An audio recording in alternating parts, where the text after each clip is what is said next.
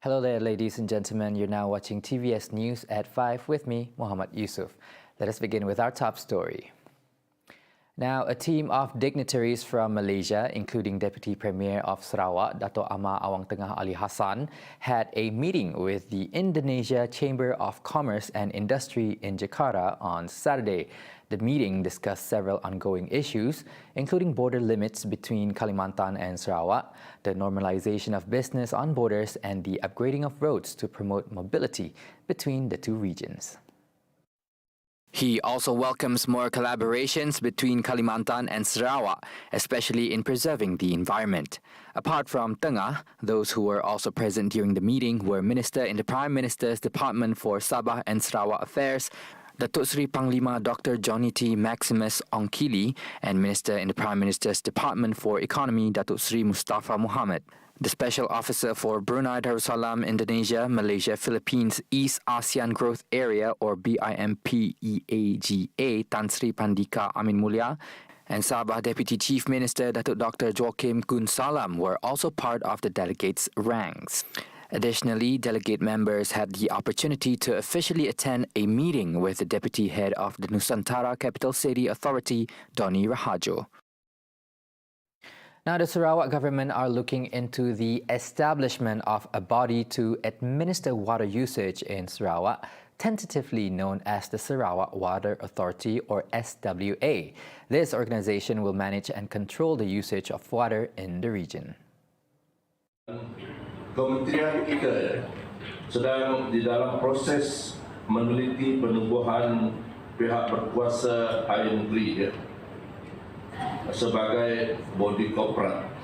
Pada masa ini, pihak berkuasa air negeri adalah dalam bentuk pegawai lantikan in the person of Setiausaha Tetap Kementerian Utiliti dan Telekomunikasi. Dengan penubuhan bodi korporat ini nanti akan wujud satu organisasi yang sesuai dan berdedikasi untuk membantu eksekutif fungsi kawal selia dengan lebih berkesan dan cekap lagi. The minister then added there are 4 organizations overlooking water supply in Sarawak practicing their own standard operating models. Hence, the idea of SWA is to unite these organizations under one roof to have a more standardized operating model. Seperti yang tuan-tuan dan puan-puan sedia maklum, terdapat 4 operator air di Sarawak, iaitu Lembaga Air Sibu, Lembaga Air Kuching, Pelaku Management Sdn Bhd dan Jabatan Bekalan Air Luar Bandar Sarawak, dengan masing-masing mempunyai model operasi tersendiri. So meaning that you are on your own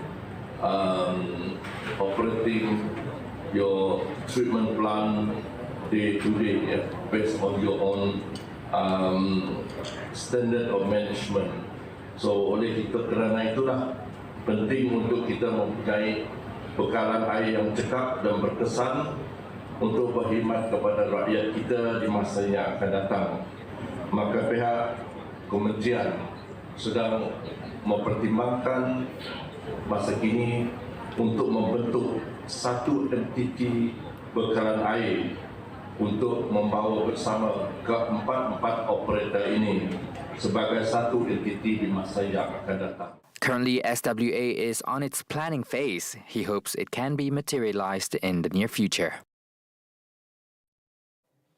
Now, Sarawak and Sabah are set to benefit from Indonesia's decision to shift its capital city from Jakarta to Kalimantan. Minister in the Prime Minister's Department for Sabah and Sarawak Affairs, Datuk Seri Dr. Maximus Ongkili, said that the move is expected to result in economic and development spillovers that will trickle down to Sarawak and Sabah through border economy. This was revealed during a briefing by the Indonesian Chambers of Commerce or KADIN in Jakarta, which was also attended by Minister in the Prime Minister's Department for Economy, Datuk Seri Mustafa Muhammad. Ongkili, who led a Malaysian delegation for a week-long official visit to Indonesia, highlighted that Kadin is already working on a few matters with the Malaysian government to boost bilateral and economic relations. He said there is a need to develop better infrastructure as well as the establishment of better security control, such as the setting up of the customs, immigration, quarantine and security complexes at all entry points along the Kalimantan, Sabah and Sarawak borders. He also added that Sarawak and Sabah must take advantage of the opportunities that will be made available in light of both states' proximity to Indonesia's new state capital. Describing the week-long visit as timely and strategic, Ongkili said the team aims to get first-hand information on the location of the new Indonesian capital and its likely impact on the border's economy.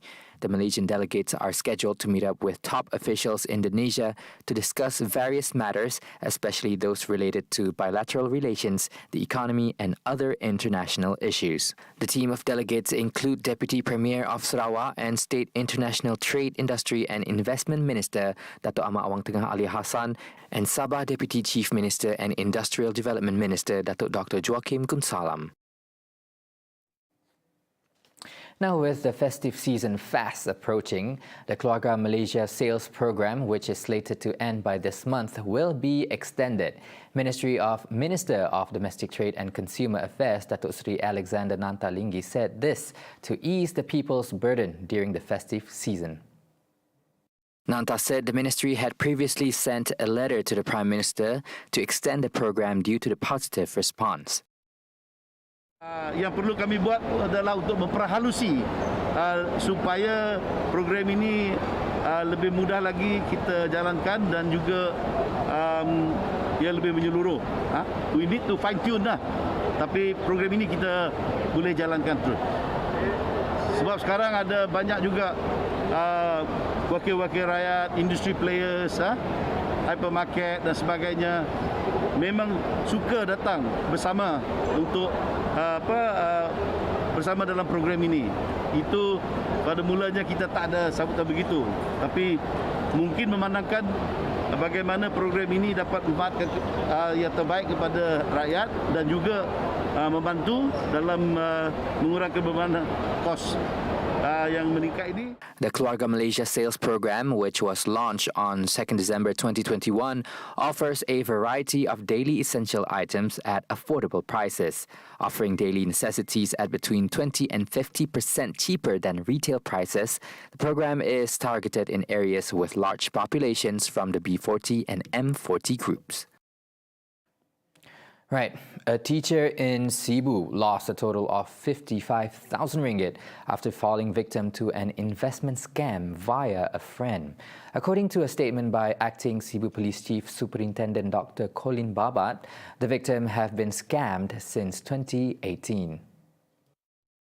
The victim was first led to invest in a supposed joint venture business selling dry food. 2 payments were later made, and the suspect presented the victim with an unsuspicious receipt. The victim then reported handing a total amount of 15,000 ringgit to the suspect on December 15, 2020, followed by another payment of 40,000 ringgit in the same time frame the following year. The victim have been trying to be in touch with the suspect for the past 3 months, but to no avail. The case is currently being investigated under Section 420 of the Penal Code for fraud. Through its No Plastic Straw campaign, Kuching South City Council MBKS has significantly reduced its straw use in the past 2 years by about 1.1 million plastic straws. Its mayor, Dato' Wee Hong Seng, said it is part of the council's plan to reduce plastic consumption and align with the state government's goal to be sustainable. We said the initiative was launched 2 years ago before the implementation of the Movement Control Order. Thousands of individuals working together to reduce plastic consumption and tackle the threat to our planet. Now we must continue the fight. Adding that there are an estimated 30 million plastic straws disposed of every day in Malaysia. To this, MBKS is teaming up with the local environmental organization Naked Wonders to create awareness of environmental protection. He said this at the launch of Rethink Plastic, Making Climate Cool Again in conjunction with the Earth Hour at Saradai's Feast on Saturday. In addition, the council is also developing ecotourism programs that could make Kuching cleaner and greener to be in line with the state government's aspiration to promote responsible tourism with sustainable development in Sarawak.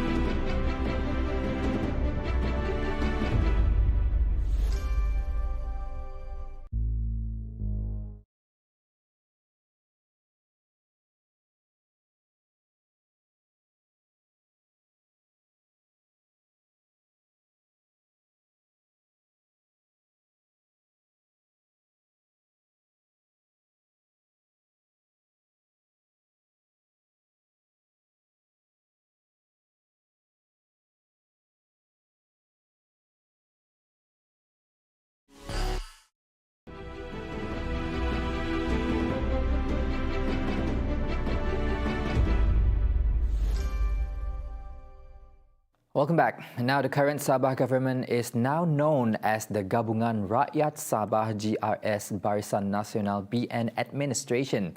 Sabah Chief Minister Datuk Haji Noor said the name will be used with immediate effect. Hajiji said he agreed with a recent proposal by Sabah BN Chairman Datuk Seri Bung Mokhtar Radin that the state government be known as the GRS BN Administration, as it was formed following the victorious cooperation of the two coalitions in the 16th Sabah state election in September 2020. Noting that while BN is a separate coalition and not in GRS, the current Sabah government comprises members from both coalitions. GRS, which was registered as a formal coalition earlier this month, comprises Parti Pribumi Bersatu Malaysia, Parti Bersatu Sabah PBS, Sabah Star, and Sabah Progressive Party SAPP. Earlier, Bung Mokhtar requested that the state government be renamed as the GRS-BN government, as he deemed it as not fair not to mention BN, which formed part of the government. Now on to some sports update. Malaysia's men badminton doubles Goh Se-Fei and Noor Izzuddin Rumsani have clawed their way up to the finals of the Switzerland Open 2022 in Basel. The pair beat Indonesia's double in an intense fight earlier this morning to meet another Indonesian pair, Fajar Alfian and Muhammad Rian Ardianto, in the finals. In their first set, both Se-Fei and Izzuddin were evenly matched during both teams' first 6 points.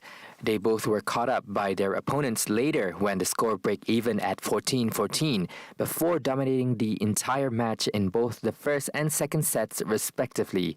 The final round for the Switzerland Open 2022 in Basel is currently taking place. Malaysia's mixed doubles Goh Soon Huat and Siobhan Lai Jae-mi are also competing in the final round of the category against Germany's mixed pair Mark Lamsfuss and Isabel Lohau. Now on to global news. China's authorities on Sunday confirmed that they have recovered the second black box of the China Eastern Airlines plane that crashed on Monday. The second black box was found 1.5 meters below the ground surface, about 40 meters off the main crash point at around 9:20 on Sunday. The black box was sent to Beijing for decoding on Sunday afternoon. The Boeing 737 aircraft, which departed from Kunming and was bound for Guangzhou, crashed into a mountainous area in Guangxi at around 2:38 p.m. local time on Monday. The first black box of the plane, believed to be the cockpit voice recorder, was recovered on Wednesday. The data downloading and analysis work of their first black box is underway. Earlier, the Civil Aviation Administration of China announced on Saturday that all 132 people on board the MU-5735 flight have been confirmed dead. It said the identity of all the victims have been determined by DNA identification. That's all the time we have for TVS News at 5. Join me at 11:30 p.m. tonight on TVS for The Nightline. Once again, I'm Muhammad Yusuf. Have a good day ahead.